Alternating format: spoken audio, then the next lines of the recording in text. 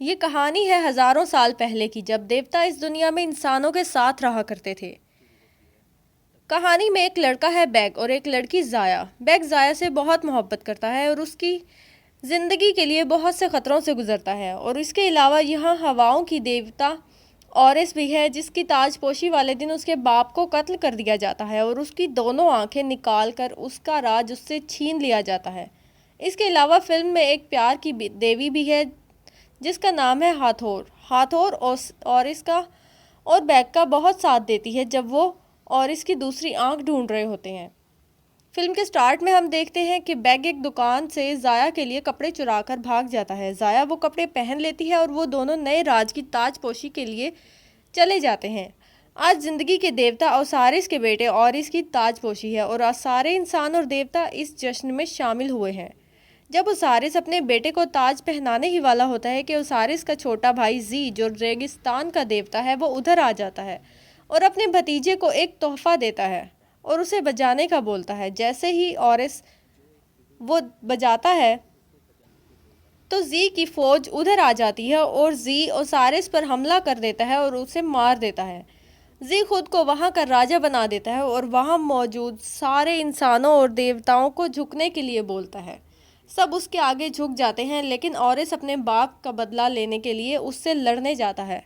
ओरिस और जी के दरमियान एक ज़बरदस्त लड़ाई होती है और दोनों अपने देवता वाले रूप में आ जाते हैं।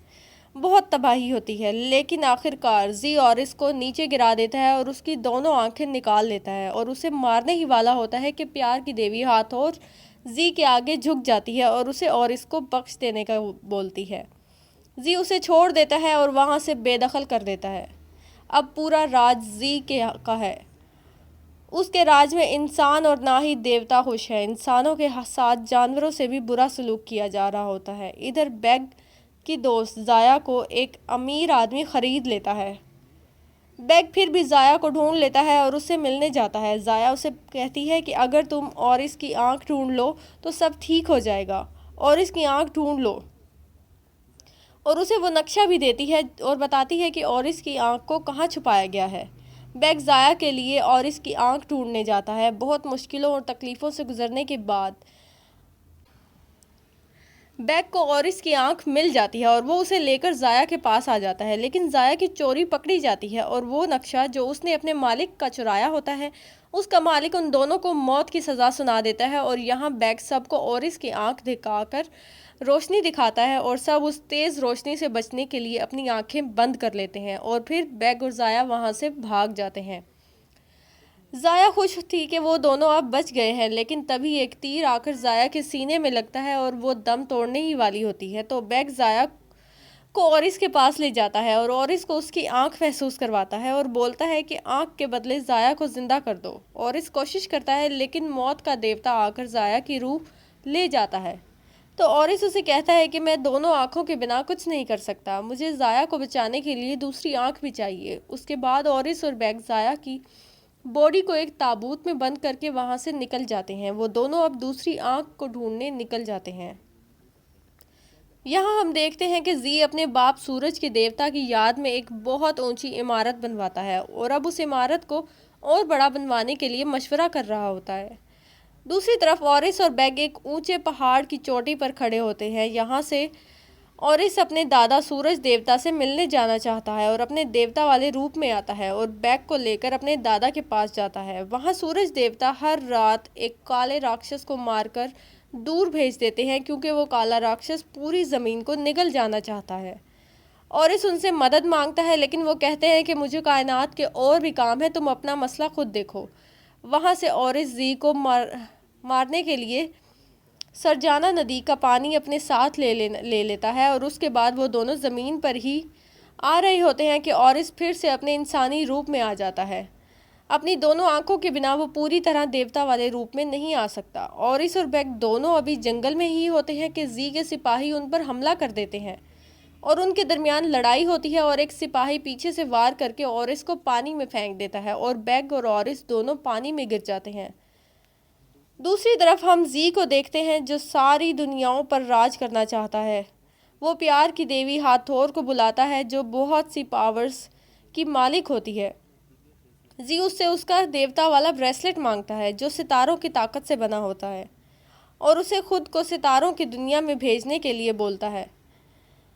लेकिन हाथोर साफ मना कर देती है। जैसे ही जी उस पर हमला करने के लिए उसकी तरफ आता है तो हाथोर अपना देवता वाला ब्रेसलेट उतार देती है और बहुत से शैतानों की दुनिया में चली जाती है और कुछ देर बाद वो ब्रेसलेट वापस पहन लेती है जिससे वो अपनी दुनिया में वापस आ जाती है और जी और शैतान दोनों से बच जाती है और इस बैग को अपने बाप ओसारिस के पुराने मंदिर में ले जाता है और यहाँ वो दोनों बैठे होते हैं कि जी अपनी दो नाग देवियों को इधर भेज देता है और उधर उन दोनों को मारने के लिए। लेकिन प्यार की देवी हाथोर उधर आ जाती है और उन दोनों को बचा लेती है। अब वो सब पिरामिड में जाने की बात करते हैं जहाँ और इसकी दूसरी आंख को रखा गया है।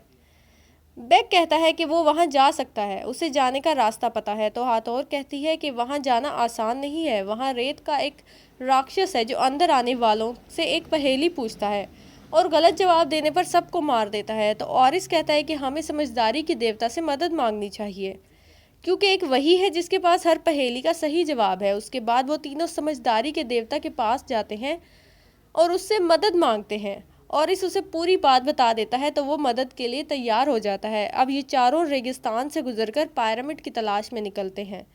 रास्ते में हाथोर को ऑरिस और बेग के समझौते के बारे में पता चल जाता है तो हाथोर ऑरिस से गुस्सा होती है और कहती है कि तुम उसकी दोस्त को वापस नहीं ला सकते, तुम क्यों झूठ बोल रहे हो और ऐसे तुम उसके जज्बात से खेल रहे हो, ये एक देवता को शोभा नहीं देता। तब हाथोर अपनी ताकतों का इस्तेमाल करके बैग की जाया से मौत की दुनिया में बात करवाती है। तो बैग उसे कहता है कि तुम फिक्र ना करो, मैं बहुत जल्द तुम्हें यहाँ से आज़ाद करवा लूँगा, हमारे खुदा ऑरिस हमारे साथ है। उसके बाद वो लोग पिरामिड तक पहुँच जाते हैं। बैग उनसे कहता है कि मैं दरवाज़ा खोल सकता हूँ। वो एक छोटे से होल से अंदर जाता है और उस चक्र तक पहुँच जाता है, उसे घुमाकर वो बड़ा दरवाज़ा खोल देता है और वो सब अंदर आ जाते हैं। वहाँ उन्हें रेत का राक्षस भी मिलता है। वो उनसे पहेली पूछता है। पहेली ये थी कि मैं कभी नहीं था लेकिन हमेशा रहूँगा, किसी ने मुझे नहीं देखा और देखेगा, लेकिन हर जिंदा और सांस लेने वाले को मुझ पर यकीन है, बताओ कौन हूँ मैं। तभी समझदारी का देवता सोच समझकर जवाब देता है कि तुम आने वाला कल हो। ये जवाब सही होता है और उसके बाद रेत का राक्षस बिखर के ख़त्म हो जाता है और वो लोग आगे बढ़ने लगते हैं कि आज एक जाल में वो लोग फंस जाते हैं। तभी वहाँ जी आ जाता है। वो समझदारी के देवता का दिमाग निकाल लेते हैं और इसके लिए और इसका शुक्रिया अदा करता है कि बैग सरजाना नदी का पानी वो आसमान से लेकर आया होता है, उसे जिसमें जी की ताकत होती है, आग में फेंकने वाला होता है जिससे जी की ताकत ख़त्म हो जाएगी। तभी जी उसे और इसकी झूठ के बारे में बता देता है, लेकिन बैग फिर भी पानी फेंकने वाला होता है। तो जी उसे जाया का लॉकेट दिखाता है और कहता है कि अगर तुमने फेंका तो वो जाया के जिस्म को ख़त्म कर देगा। और फिर जी बैग से अपना पानी छीन लेता है और वहाँ से चला जाता है। उसके बाद पिरामिड टूटने लगता है और इस किसी तरह सबको बचाकर बाहर ले आता है। दूसरी तरफ हम देखते हैं कि जी समझदारी के देवता का दिमाग और इसकी दूसरी आंख अपने अंदर लगा लेता है और बहुत ताकतवर बन जाता है। उसके बाद वो अपने बाप सूरज के देवता के पास जाता है और उनसे उनका शाही हथियार छीन लेता है। लेकिन अब का देवता को रोकने वाला कोई नहीं होता। यहाँ बैग ऑरिस और हाथोर पिरामिड से बाहर आ गए होते हैं। अब बैग टूट चुका होता है और हाथोर को उसके लिए बुरा लगता है। वो अपनी ताकत से मौत के देवता को वहाँ बुला लेती है और बैग की आखिरी बार जाया से मिलने के लिए इजाज़त मांगती है। तो मौत का देवता उसकी कीमत मांगता है। तो हाथोर अपना 42 सितारों की ताकत वाला ब्रेसलेट उसे देने का फैसला करती है, जिस पर ऑरिस उसे मना भी करता है, लेकिन वो प्यार की देवी होती है, उसका दिल उसे ऐसा करने पर मजबूर कर देता है।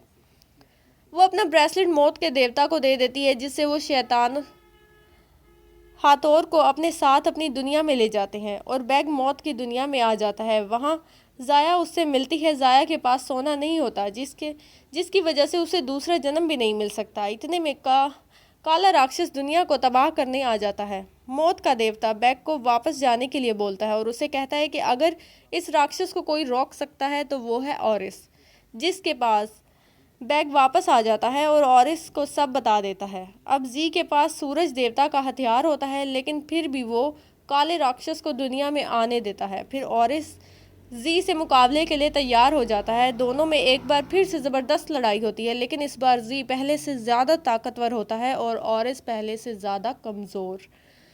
और आज भी जी ऑरिस पर भारी पड़ रहा होता है और उसे मारने वाला होता है कि बैग जी की तवज्जो अपनी तरफ खींचता है और जी ऑरिस को छोड़ के बैग की तरफ भागता है। और वो उसे मारने ही वाला होता है कि बैग जी के सर से ऑरिस की दूसरी आंख उतार लेता है और उसे जल्दी से ऑरिस की तरफ फेंक देता है और खुद नीचे गिरने लगता है।